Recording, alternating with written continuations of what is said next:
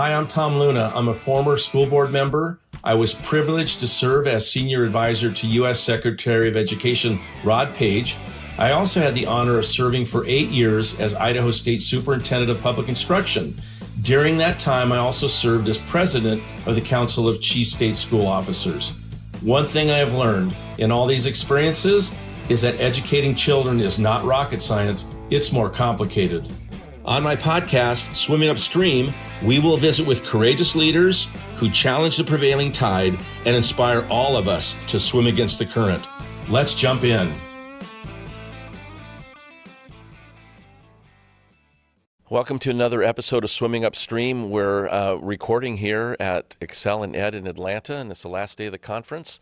We've had the opportunity to visit with many state leaders from around the country, and we're excited to have here joining us this Friday morning, Kirsten Baesler, who is the state superintendent of the great state of North Dakota. And you were on the show last year when we were in Salt Lake City. That's right. It was fun then. Yeah. I'm expecting it'll be fun too. Yeah, thank you for joining us again. And you've got some exciting things to talk about. And let's just jump right in. Let's do it. But thanks for being on the show. You and I were talking earlier, and it's a conversation I don't think we've had with any of our previous guests the last 2 seasons, and that is the importance of school boards and school board members. You and I were on school boards, right? And so we bring that perspective, and I think understanding the important role a school board can play, and some of the consequences if they don't, and so let's just start by talking about maybe your experience as a school board member and what led you to realizing that the state could do more to help in that area. Thanks, Tom.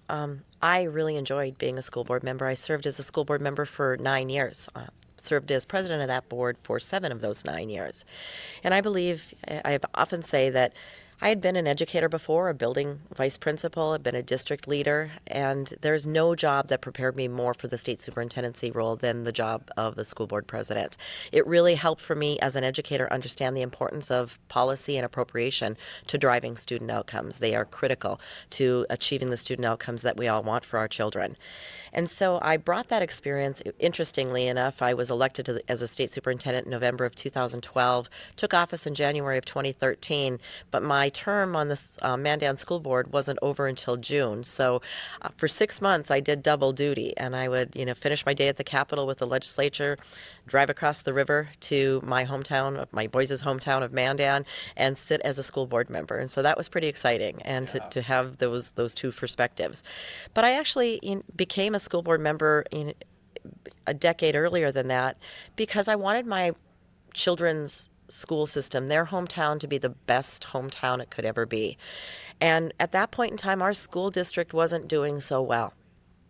We were pretty low achieving. We have Class A school districts in the state of North Dakota. Those are our largest school districts.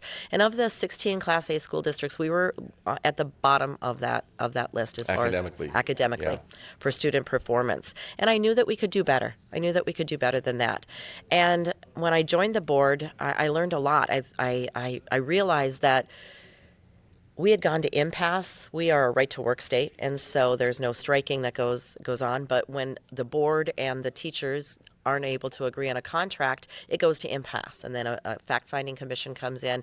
We had gone to impasse for 4 negotiation cycles in a row with 2-year contracts. So for almost a decade, our board and our teachers were not coming to an agreement on a contract, on the most basic terms of a contract. And so when you go into the bypass, then a mediator of some comes in, and then you end up with both sides are bound to the mediator. Okay, got it. Correct. And so that's not a fun thing for a community to go through. Pretty divisive. Right. And so that's, for the first time in my life, that's when I came up with the understanding and a phrase that I use: when big people fight, little people suffer. Wow. The community was bound up in turmoil, in conflict. They were talking about a big people problems, adult issues, and when you get caught up in big people problems and adult issues, it's pretty easy to set aside the reason that we exist, and the student outcomes were definitely suffering. And so, we did a lot to recover. We did a lot to build culture. The time that I left office as a school board member, the state assessment, and we're using state assessment scores for this measurement. There's lots of ways to measure quality, but we were using state assessment for student outcomes. The important things, the reason that our taxpayers support us is to make sure that their kids can read, write, and do math and understand science and be engaged citizens. We were failing on all those metrics when I first joined the board. At the end of my term, Mandan actually was the highest performer Wow. on those metrics, except for one high school beat us in science, and that high school has a completely different socioeconomic demographic than we do. And so we were pretty proud of that, which affirmed for me that when school boards are focused on student outcomes, it changes the trajectory of a district, and it changes the trajectory of our students' outcomes particularly. And so I brought that mindset with me to the Department of Public Instruction, served for a couple terms, and realized from a state perspective that we were doing all sorts of things to support almost every other member of the team that is education in our local school boards. We provide professional development funds and opportunities for our superintendents, our principals, our teachers, food service providers, our bus drivers, all of them. But we were doing nothing to support our school boards. And I have a good relationship with our School Board Association, its members. I used to serve on that state board. I used to actually work for the School Board Association for a short 6 months. Wow. That was going to be my career. And then I got called to run for office and ran for office. So it changed my life. So I had this good relationship, and I knew that I wanted to make a difference and help support our school boards. They matter. They are important, and we, as a state agency, we believe in them and always have. So how can we put our money where our mouth is, and how can we walk the talk? And that's when I began exploring what programs were out there, and I came across a program that had actually saved Kansas City, Missouri School District from being taken over by the Missouri Commissioner of Education. They turned themselves around. The designer of that was the board president at Missouri, Kansas City, Missouri, and he was asked by our friend and fellow commissioner Mike Morath in Texas to bring it down to Texas. And so he created a state model, a little bit different approach in Texas. They are the schools that are about to be taken over and are on their TSI and CSI list are required to go through this training. I approached it a little differently. I customized it to make it North Dakota Be Legendary School Board Training That's what it's and called, support. Be Legendary? Be Legendary. I like that. Be Legendary School Board Training Institute and Implementation. We customized it, so they use different words down there in Texas. So we had to make it North Dakota words, and they approached it differently. And I'm sure Texas, theirs is much bigger. Everything's bigger in Texas. Right. Exactly. So we worked with some people that AJ Crabell had pointed us in the direction, and we created our own manual based on North Dakota's Portrait of a Graduate. What were the things that we as a state had said we want our students to know and be able to do? We created 12 goals that districts could choose from to embrace and adopt at their local school board level. And at this point in time, it's all voluntary. Over a third of our school boards, we have 168 school districts in the state, over a third of those school boards have completed the training with their leadership team, adopted at least 3 of the goals that are aligned to North Dakota's statewide student outcome goals. And we are firm believers and adopters that student outcomes don't change, will never change until adult behaviors change. And the school boards have said that behavior changes with us. That's fascinating. And like I said, I don't think we've had a conversation about the importance of school board and school board members. Let's talk just a little bit more, and maybe when I was elected to the school board, I remember, people say you ought to run for the school board. It's only one night a month, and I believed them, right? And but if you're going to be a good steward and a good school board member, it's obviously more than one night a month. It's going to take engagement. There's a lot of things to learn. I was a businessman. I knew I could read any P&L. I could read any profit and loss statement or a balance sheet. It was not easy to figure out the financial information that's made available for education, right? It's so different. And so it takes time and effort to be a good school board member. So talk about your experience and why It truly does. And If so, you're going to be a school board member, right. it's going to require that level of engagement in order to be to serve properly. Exactly. School board members have two jobs. They set policy and they set appropriations. Those are their two jobs. They hire two people, a business manager and a CEO. So a CFO and a CEO.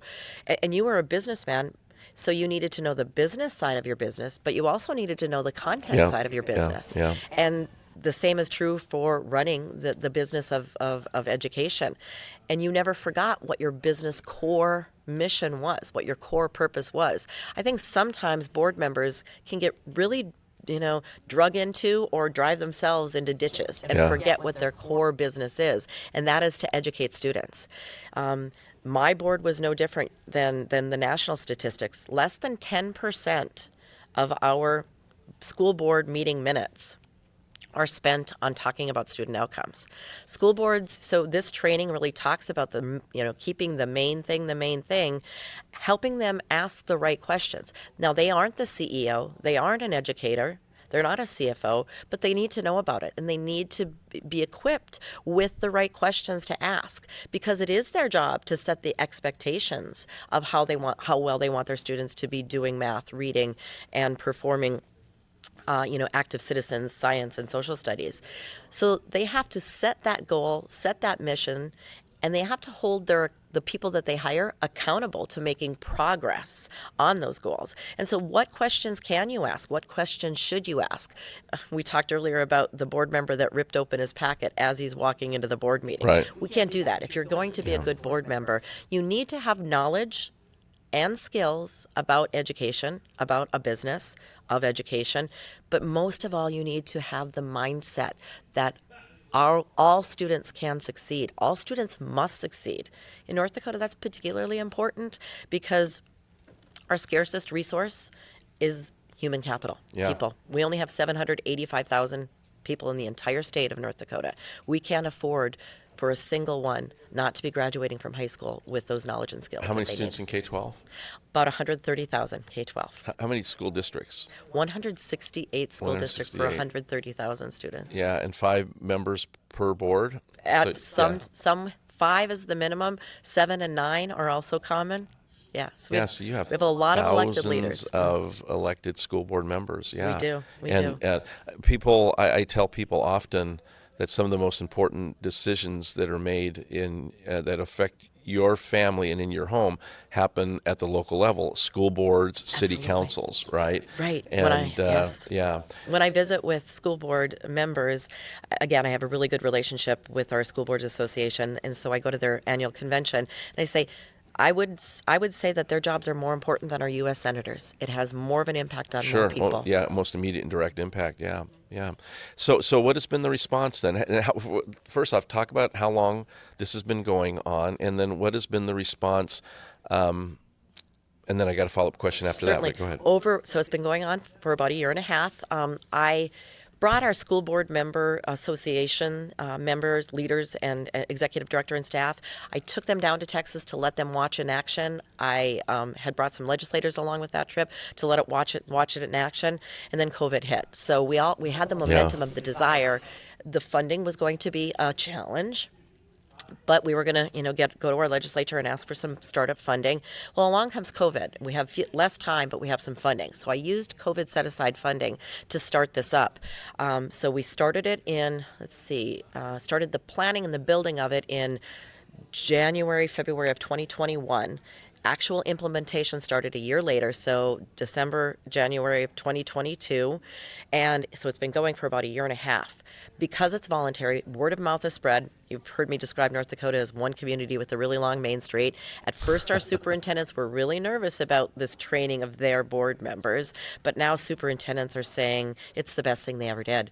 15, 20-year board veteran members have said, I wish I would have had this. This has gotten me so focused. It's got our community so focused. Boards and leaders, superintendents are saying, I'll use a quote from one of our superintendents. He felt like he was serving two masters before: the masters of student outcomes that the state and federal government expected, and then another set of goals that the board wanted him to work on. Yeah. He said some meetings he'd leave, he felt like the board, like he was supposed to be on a train to Chicago and the board had just sent him on a flight to Las Vegas. And he said, now we're all going in the same direction. So I would say it's been very well received. I have board members from across the nation contacting me, new board members and veteran board members that are looking for some training and support for their board, for themselves as board members, come across this work on our website, reach out to me and say, their association is providing good information, but it's not quite what they need. Associations, provide information on how to, comply with open meeting record or Yeah. open meeting laws, open records, those compliance sort of things. If you need an attorney, here are some good firms. So I'm really proud of the partnership that I've built with our association director, and she is changing a lot of what they're doing for their association, now knowing and understanding that her members, the association members, want to know more about the business of education. Well, and it's called Be Legendary. Be Legendary School Board How can Training. folks that are listening, other state superintendents will be Yeah. listening to this, and people around the country, and they're Yes. going to want to learn more.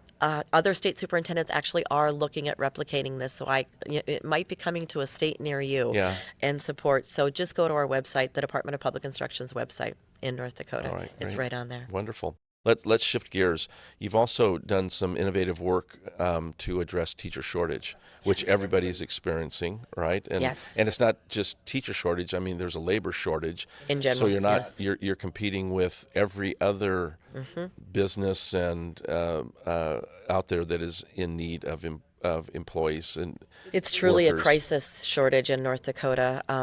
All areas of teaching are now a critical shortage area, as reported to the federal government on our state reports.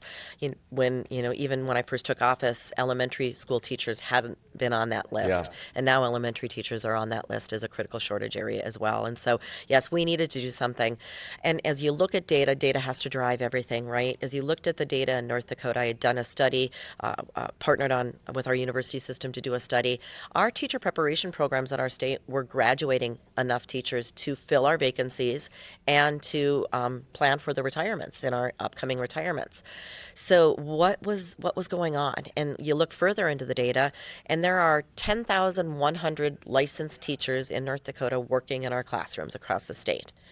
There are 10,300 licensed teachers in North Dakota that aren't working in our classrooms. So what's happening? We have to look further into the data. Are those lifetime licenses and they've retired? Are those people that have, gotten licensed in North Dakota and moved out of state but have retained their North Dakota licenses? But what we are finding when we dig deeper is a lot of those people got teaching licenses, and if they didn't get a job in what we call our metropolitan areas, the university towns that are vibrant for young people, they're not choosing to go to a small town in North Dakota and be that rural educator that was very, very, common when I was in school Right, and growing right, up. right. And so what we looked to was a grow your own program.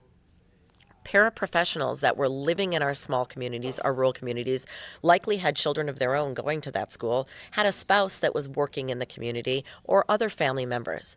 They knew, number one, two things. They know that they are like living in that community, and they know that they like working in a school system. They know Right. what it's all about. Right. But they can't quit their jobs, cut their income either, totally or in half if they have a spouse, move to a university town. So we started working with our special education paraprofessionals and one of our state universities preparation programs, special education teacher programs.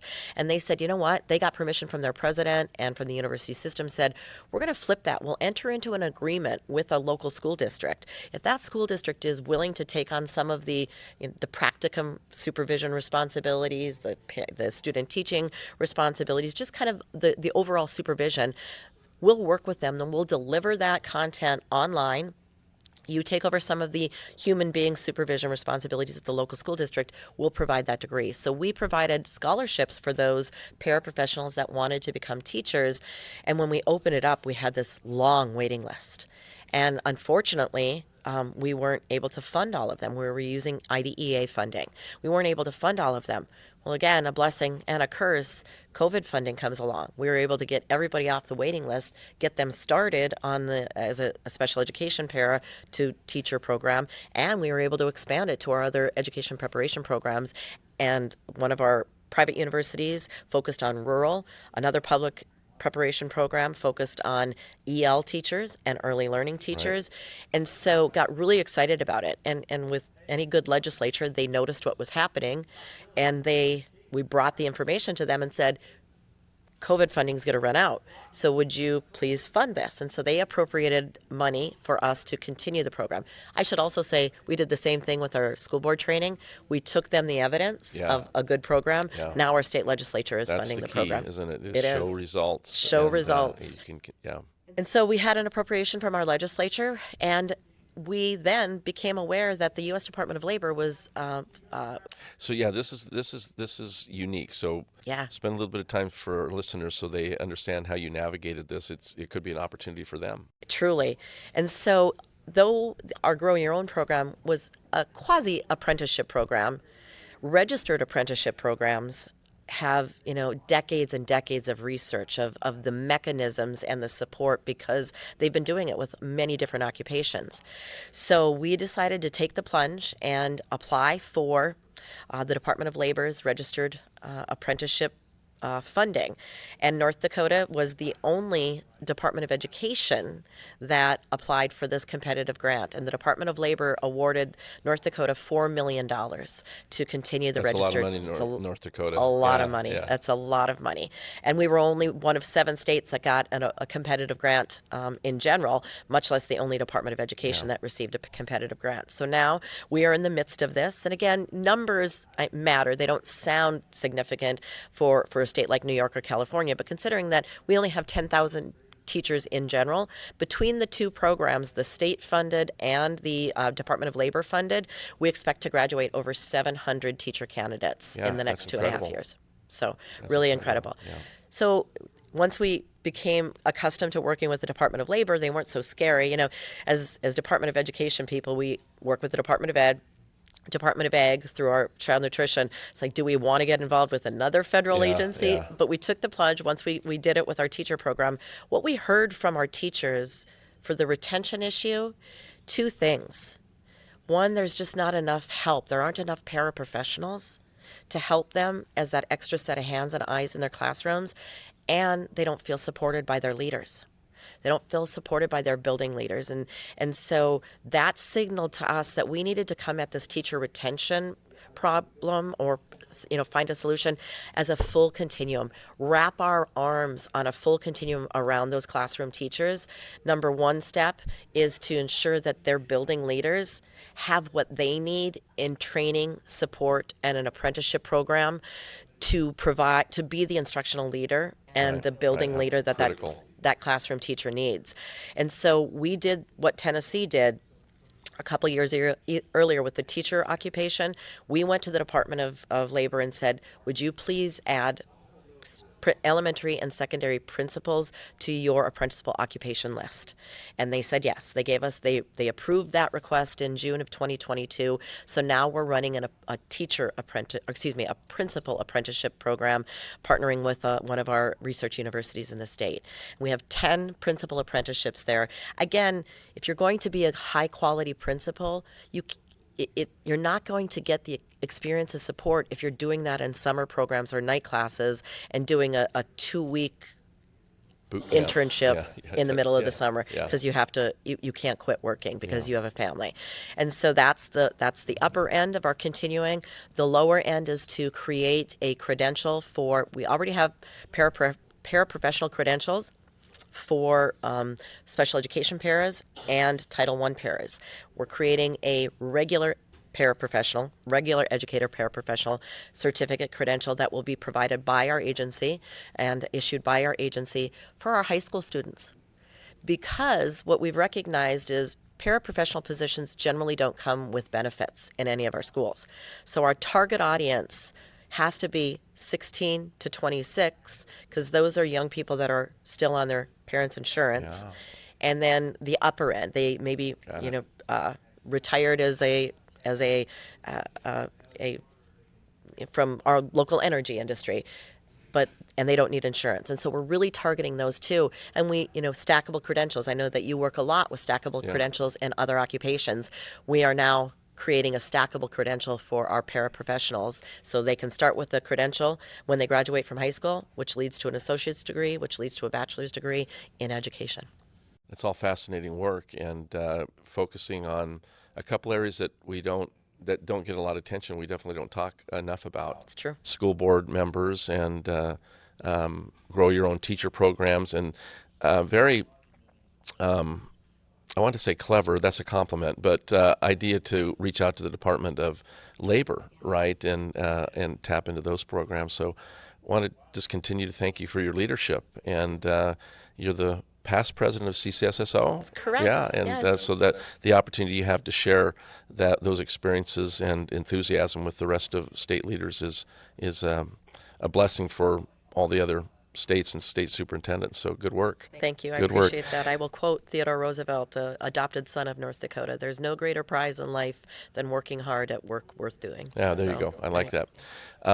You should have saved that, because I'm going to ask you the last question, which we always ask, and that is share with us one piece of trivia or information about North Dakota that most people wouldn't know, and you just shared one, but now you got to figure out another one. I'll follow up on that. Okay. I'll add two. Actually, most people don't know. They look at us as a energy and agricultural state, but most people don't look at us as a tech industry state either. We have the second largest Microsoft campus in North Dakota, second to Redmond, Washington, in Fargo, North Dakota.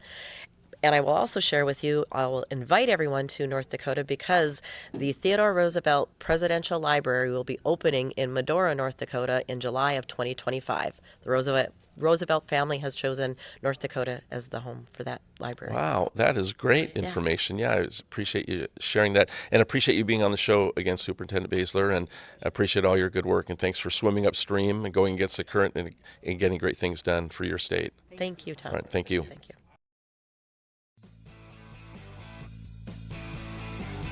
Thank you for listening. And remember, our children may only be 22% of our population, but they represent 100% of our future. If you found this conversation valuable, subscribe to our YouTube channel and find us on your favorite podcast platform. Swimming Upstream is part of the Strategos Podcast Network.